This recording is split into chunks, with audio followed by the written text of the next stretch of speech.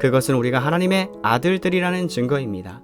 만일 여러분이 하나님의 성령에 의해서 인도함과 지도함을 받고 있다는 것을 증거할 수 있다면 여러분은 여러분이 하나님의 자녀라는 사실을 확신할 수 있습니다. 만일 여러분이 이러한 것들을 생각함으로써 즐거움을 유발할 수 있다면 하나님의 자녀라는 것을 확신해도 좋습니다. 하지만 만일 이러한 것들이 모두 여러분에게 이상하고 야릇하게 들려진다면 여러분은 심각하고 면밀하게 자신을 점검해 볼 필요가 있습니다.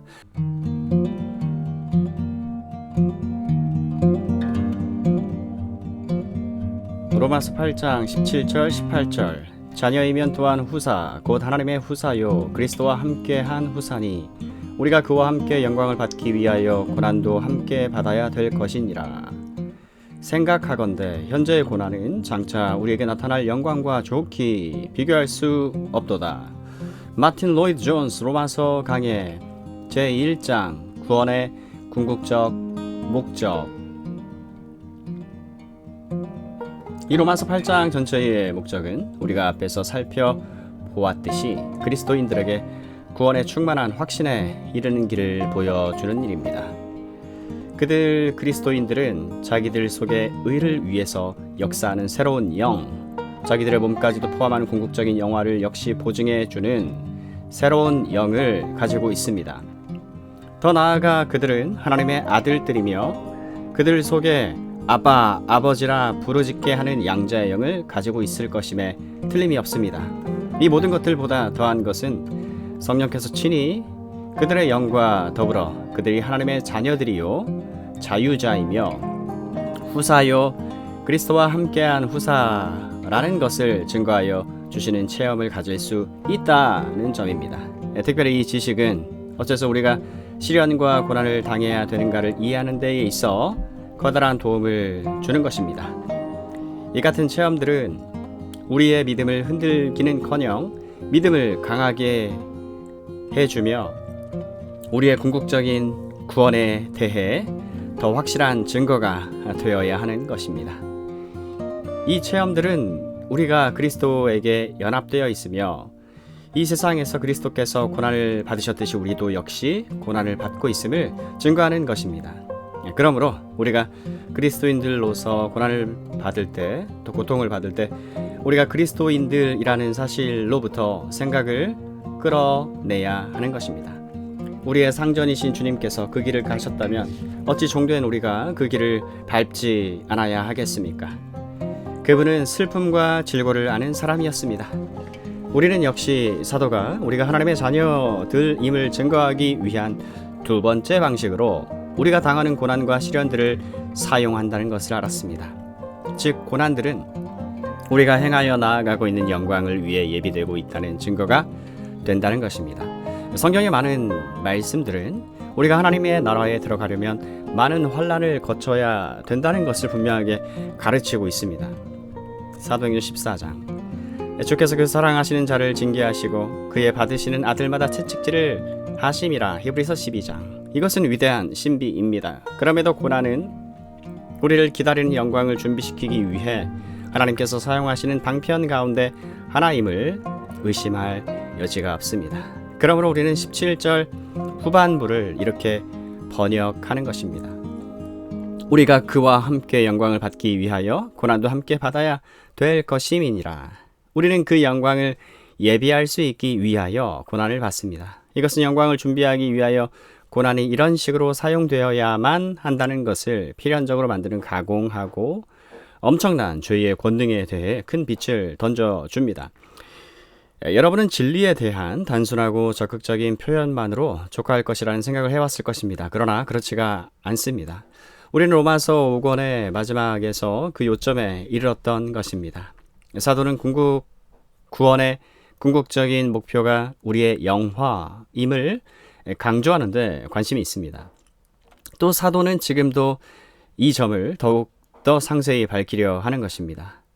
그는 이 문제를 이런 차원에서 진술합니다. 곧 우리가 그리스도와 함께 영화롭게 될 것이라는 것입니다. 우리에게 일어나는 모든 것은 그리스도 안에서 일어나는 것입니다. 왜냐하면 우리가 주 예수 그리스도에게 연합되었기 때문입니다.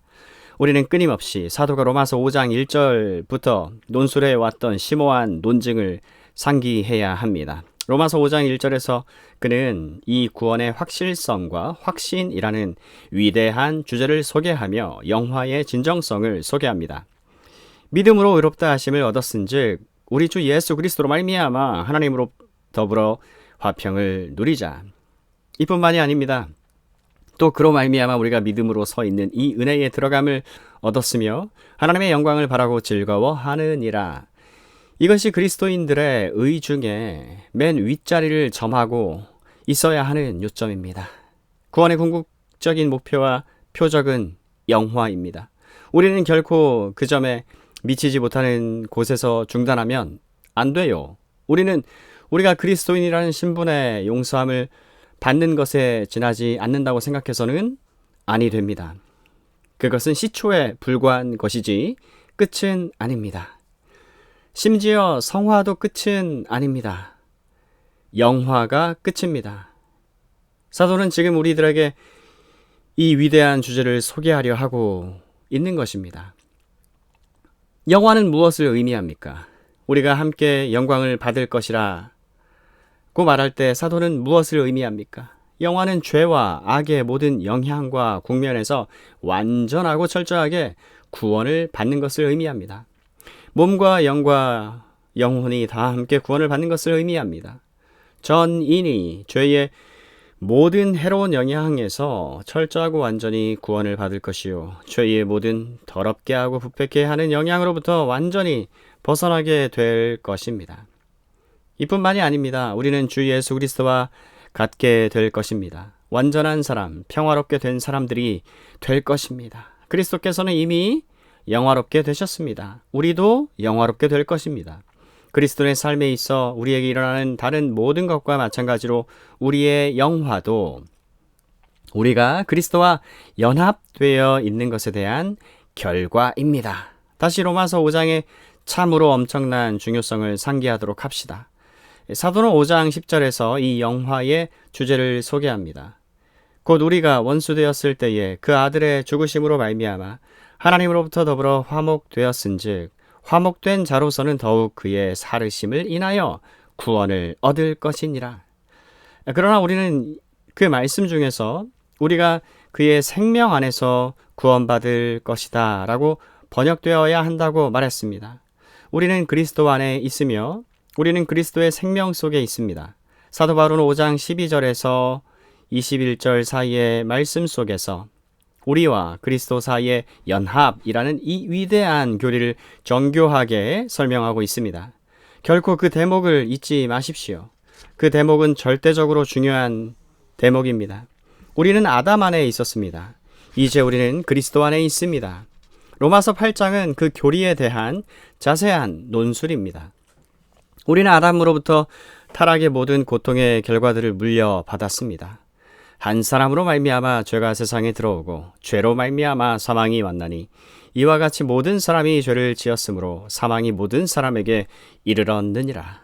우리가 아담과 가진 관계 때문에 우리는 이 아담의 죄행이 가져올 모든 무서운 귀추들을 얻게 되었습니다. 그러나 반면에 은혜는 더욱 넘치게 되었습니다. 우리가 그리스도 안에 있기 때문에 우리는 그리스도에게 해당되는 것들의 모든 유익들을 받게 되었습니다. 그러므로 죄가 더한 곳에 은혜는 더욱 넘쳤습니다. 사도 바울은 역시 우리와 그리스도와의 연합에 관해 말하고 있는 로마서 6장에서 이 점을 더욱더 밝게 밝히고 있습니다. 무릇 그리스도 예수와 합하여 세례를 받은 우리는 그의 죽으심과 합하여 세례 받은 줄을 알지 못하느뇨. 그러므로 우리가 그의 죽으심과 합하여 세례를 받음으로 그와 함께 장사되었나니 이는 아버지의 영광으로 말미암아 그리스도를 죽은 자 가운데서 살리심과 같이 우리도 또한 새 생명 가운데서 행하게 하려 함이니라. 만일 우리가 그의 죽으심을 본받아 연합한 자가 되었으면 또한 그의 부활을 본받아 연합한 자가 되리라. 여기 로마서 8장 17절에서와 또 이후에 계속되는 말씀 속에서 바울은 여전히 이 문제를 다루고 있습니다. 바울이 다루는 요점은 우리가 그리스도 안에 있기 때문에 또 그리스도에 대해서 연합되었기 때문에 우리는 하나님의 자녀들이라는 것입니다. 그리고 또한 우리가 그리스도께서 고난을 받으신 것처럼 그리스도와 함께 고난을 받고 있다면 우리는 그리스도와 함께 영광을 받게 될 것입니다. 이것이 바로 사도 바울의 요점입니다. 이 영화의 교리에 대해서 명백해야 되는 것은 중요하고 사활을 좌우하는 문제입니다. 왜냐하면 이것이 우리 구원의 궁극적인 목적이기 때문입니다. 하나님께서는 우리 중 어떤 사람들도 죄의 용서함을 받는 것에만 멈춘다든지 또 소극적으로 구원을 지옥에서 구원받는 것만으로 보아서는 안 된다는 것을 명하고 계십니다. 저는 구원에 있어서 그러한 국면의 가치를 적게 말하고 싶지는 않습니다. 우리는 결코 사망과 지옥과 영원한 형벌에서 우리를 건져 주신 데 대해 아무리 하나님께 감사한다 하더라도 지나칠 수가 없습니다. 하지만 성경의 가르침에 따르면 그것은 첫 번째 단계에 불과하며 단순한 시작에 불과한 것입니다. 목표는 영화롭게 되는 것입니다. 이 교리를 나타내는 성경의 방식은 다음과 같은 노선들을 따릅니다. 하나님께서는 사람을 지으시되 자기의 형상과 모양을 따라 지으셨습니다. 창세기에서 우리는 바로 그러한 것을 읽게 됩니다. 성경 전체의 가르침도 그러합니다. 하나님께서는 우리가 우리의 형상을 따라 우리의 모양대로 사람을 만들자라고 말씀하셨습니다. 우리는 언제나 처음 존재케 된 사람이 일종의 영광을 지니고 있었다는 것을 기억해야 합니다.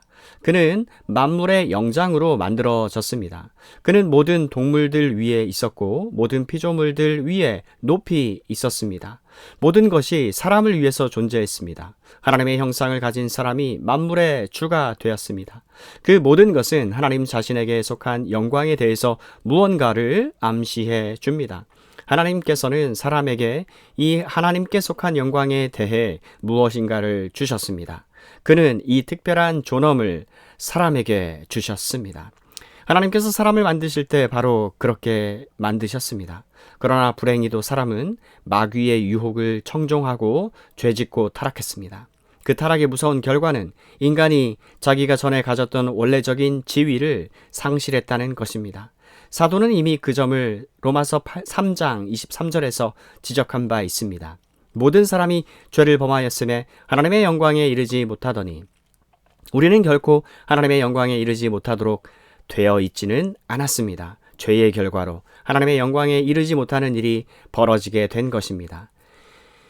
이것이 이 세상에 태어난 우리 모든 사람들의 진상입니다. 원래 사람은 그런 식으로 되어 있지 않았습니다. 이것이 기본적인 성경의 가르침입니다. 사람은 원래 소유했던 영광을 상실하였고 그의 행실의 모든 방면에서 그의 상실을 드러내는 경향이 있게 되었습니다. 이것이 인간의 가장 본질적인 비극입니다. 이것이 이 인류의 참된 문제입니다.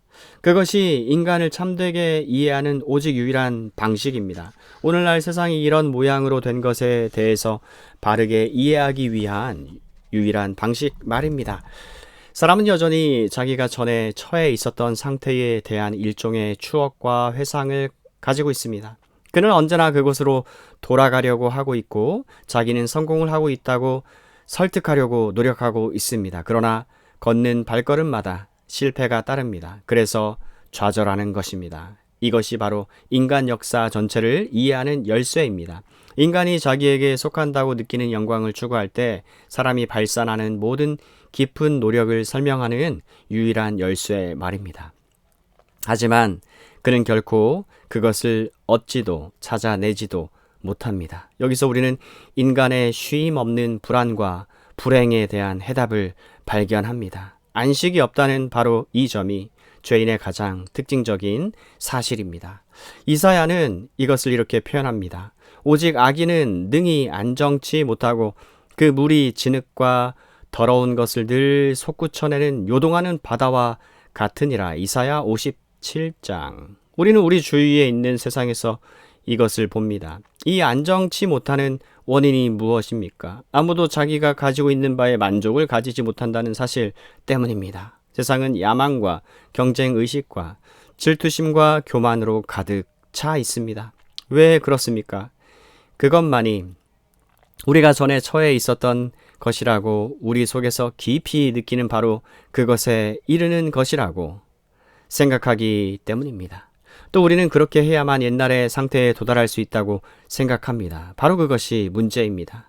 우리 주님은 언젠가 이 문제를 매우 분명하고 명확하게 그처럼 집요하게 주님과 변론을 하였던 유대인들에게 말씀하셨습니다. 저는 요한복음 5장 41절에서 발견되는 말씀을 지금 하고 있는 것입니다. 나는 사람에게 영광을 취하지 아니하노라. 다만 하나님을 사랑하는 것이 너희 속에 없음을 알았노라. 나는 내 아버지의 이름으로 왔음에 너희가 영접치 아니하나 만일 다른 사람이 자기 이름으로 오면 영접하리라. 너희가 서로 영광을 취하고 유일하던 하나님께로부터 영광을 구하지 아니하니 어찌 나를 믿을 수 있느냐. 사람은 언제나 영광을 추구하고 자기 동료보다 더 높아지려 애쓰고 있습니다. 그는 꼭대기에 오르기를 원하고 칭찬받기를 원하고 명예 얻기를 원합니다. 모든 사람들이 명예를 추구하고 있습니다. 죄된 세상은 지위를 위해서 애쓰고 있습니다. 승진하려 하고 있고 주권을 잡으려 합니다. 다른 말로 해서 사람은 영광을 추구하고 있습니다. 이것은 사람이 자기 속에서 그렇게 해야만 된다고 하는 느낌을 가진다는 사실을 보여줍니다. 또 자기가 그것을 가져야 한다고 생각하고 있는 것입니다. 하지만 그는 그것을 얻지 못하는 것입니다. 이 내적인 욕구는 그를 쉬지 못하게 만듭니다.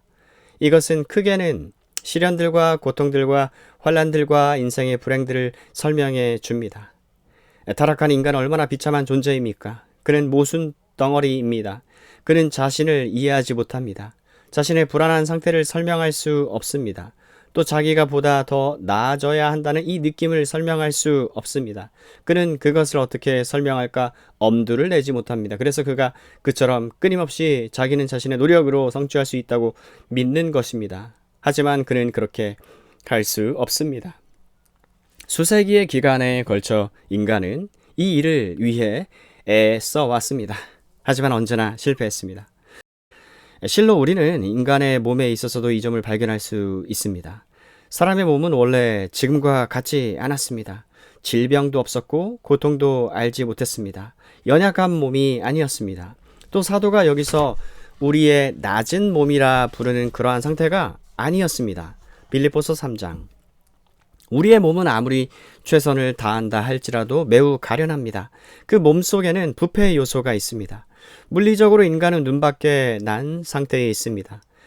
그러나 사람이 그렇게 창조되지는 않았습니다. 인간의 몸 자체에도 원래는 아름다움과 완전함과 일종의 영광이 깃들어 있었습니다. 그러나 사람이 타락할 때 모든 방면에서 타락한 것입니다. 영원한 영광이 그 지체로부터 떠나버렸습니다. 그의 영과 혼과 육에서 말입니다. 모든 사람이 더 이상 원래 그가 처해 있었던 상태에 있지를 않습니다. 우리가 모든 것으로부터 두 번째 배우는 교훈은 이러한 조건들을 파악하고 그 조건들의 진상을 인식함으로써만이 기독교의 구원을 충분히 이해할 수 있습니다. 그리스도 안에서 우리에게 제공된 것은 영화, 바로 그것입니다. 물론 제가 방금 말해왔던 것에 비추어 볼 때 그것은 절대적으로 중요합니다. 만일 사람이 단순히 용서함을 받기만 하고 변화되지 않은 상태로 있다면 그것은 마귀가 승리하고 있다는 것을 의미하며 하나님이 실패했다는 것을 의미할 것입니다. 구원은 최소한 사람이 그 전에 처해 있던 곳에서 그 사람을 돌려 세우지 않는 한 그런 구원은 구원이 아닙니다. 왜냐하면 마귀가 들어와서 그 일을 방해하고 패퇴시키기 때문입니다. 구원이란 무엇입니까? 타락한 곳에서 회복하는 것이고 타락한 데에서 끄집어내는 것입니다. 즉각적으로 여러분은 구원이 이 전체적인 완전함에 이르지 못하는 어떤 요점에서 멈출 수 없다는 것을 알게 됩니다. 영뿐 아니라 혼과 육도 마찬가지입니다. 그것은 바로 이 영화라고 하는 말의 의미입니다. 여기에 사도가 이 시점에서 소개하고 있는 테마가 있습니다. 사람은 끊임없이 그리고 완전하게 주 예수 그리스도 안에서 회복되어 가고 있습니다. 또 그 사람이 그리스도와 연합한 결과로 인해서 그렇게 되는 것입니다. 여기서 우리는 부가적인 요점을 강조해야 하겠습니다. 이 가르침에 의하면 사람은 자기가 전에 아담 안에 있었던 것으로 회복될 뿐 아니라 그 이상으로 높여진다는 것입니다. 최소한 타락하지 아니한 아담의 조건에까지는 회복되어 가고 있다고 저는 주장합니다. 하지만 그것은 확실히 최대치가 아닙니다. 아담은 사람으로서 완전하였으나 그의 완전함은 영화에 이르지 못했습니다. 발전을 위한 여지가 있었습니다.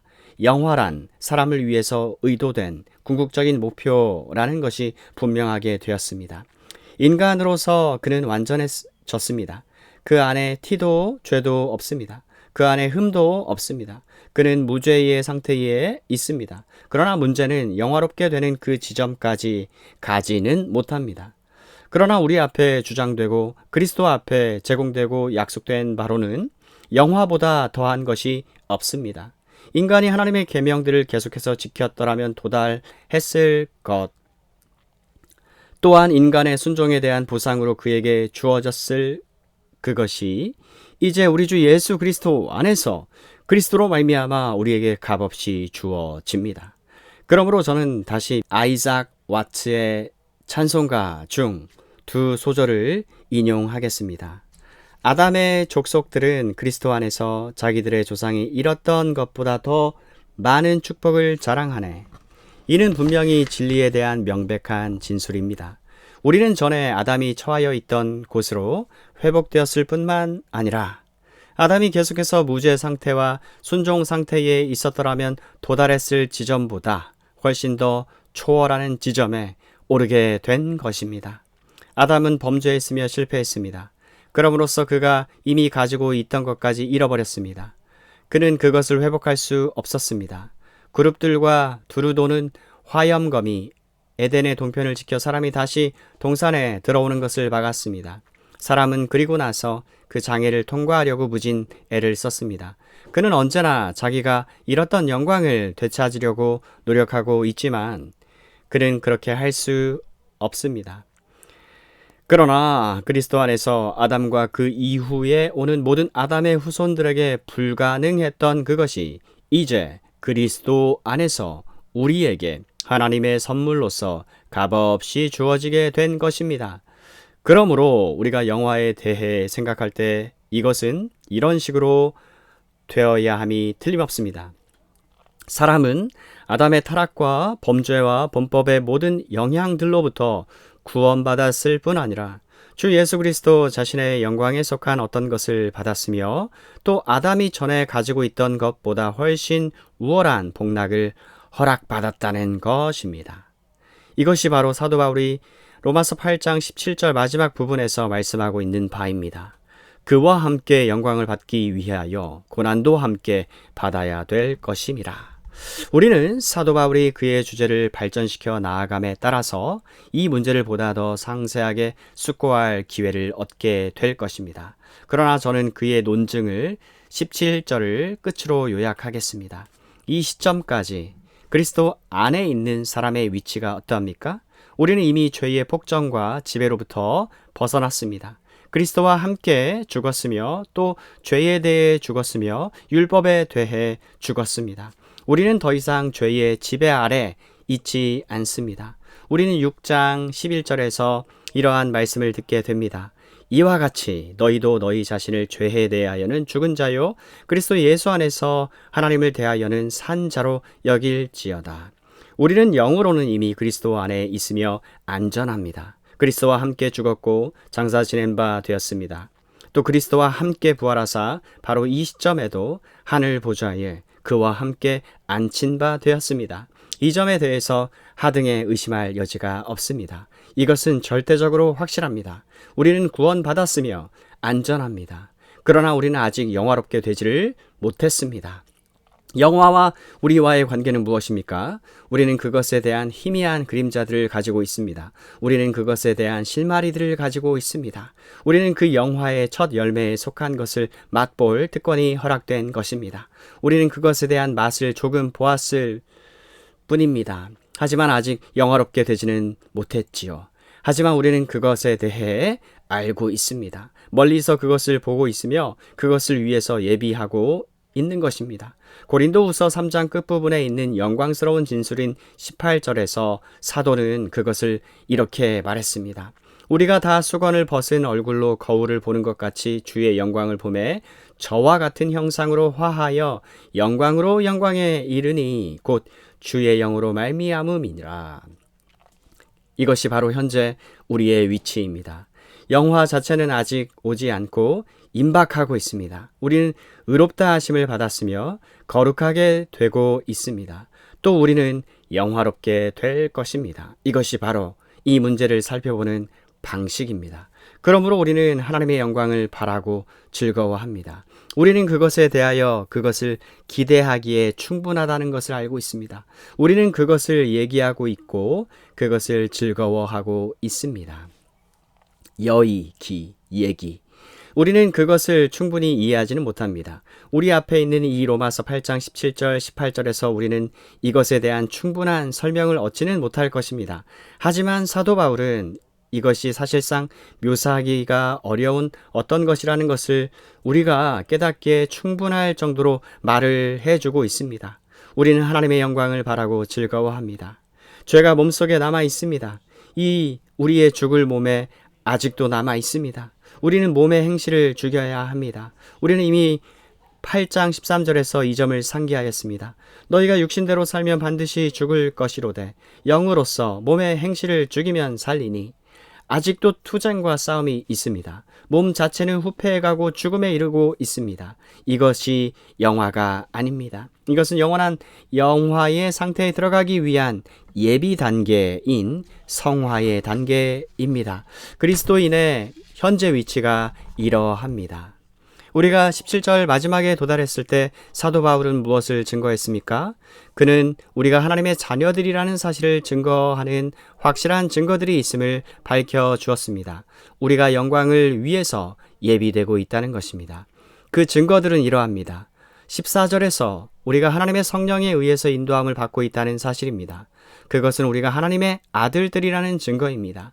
만일 여러분이 하나님의 성령에 의해서 인도함과 지도함을 받고 있다는 것을 증거할 수 있다면 여러분은 여러분이 하나님의 자녀라는 사실을 확신할 수 있습니다. 만일 여러분이 이러한 것들을 생각함으로써 즐거움을 유발할 수 있다면 하나님의 자녀라는 것을 확신해도 좋습니다. 하지만 만일 이러한 것들이 모두 여러분에게 이상하고 야릇하게 들려진다면 여러분은 심각하고 면밀하게 자신을 점검해 볼 필요가 있습니다. 베드로전서 2장 2절의 말씀을 숙고해 보시기 바랍니다. 갓난 아이들과 같이 순전하고 신령한 젖을 사모하라. 이는 이로 말미암아 너희로 구원에 이르도록 자라게 하려 함이라. 이것은 자녀들에게 주어진 하나의 권면입니다. 만일 여러분이 이러한 욕구를 가지고 있다면 그것은 여러분이 거듭났다는 증거입니다. 자연인 내추럴맨은 이 같은 욕망을 가지지 않습니다. 그는 그러한 것에서 아무것도 보지 못하며 그에게 이 모든 것은 넌센스에 불과합니다. 그는 이것에 관심이 없습니다. 만일 여러분이 이 말씀에 대한 참된 사랑을 가지고 있고 이것에 대해 더 많은 것을 알고 싶어 한다면 그것은 여러분이 하나님의 자녀라는 증거입니다. 또 하나님의 성령의 인도하심을 받고 있다는 증거입니다. 이러한 것으로 인도하시는 분은 성령이십니다. 15절에서 두 번째 증거가 나타납니다. 곧 우리가 무서워하는 종의 영을 털어내고 이제 우리 속에 아바, 아버지라고 부르짖게 하는 양자의 영을 가지고 있다는 것입니다. 만일 여러분이 그 속에 그 영을 소유하고 있다면 만일 여러분 속에 하나님을 향하여 아바, 아버지라 부르짖게 하는 무엇이 있다면 여러분이 하나님의 자녀임에 틀림없습니다. 그것은 의심할 여지가 없습니다. 그러나 그것보다 훨씬 더 확실한 증거는 16절에서 발견되는 것입니다. 성령이 친히 우리 영으로 더불어 우리가 하나님의 자녀인 것을 증거하니 여러분은 성령의 증거를 아셨습니까? 그렇다면 여러분은 하나님의 자녀임을 확신할 수 있습니다. 성령만이 자신 자녀들에게 그런 식으로 증거하는 것입니다.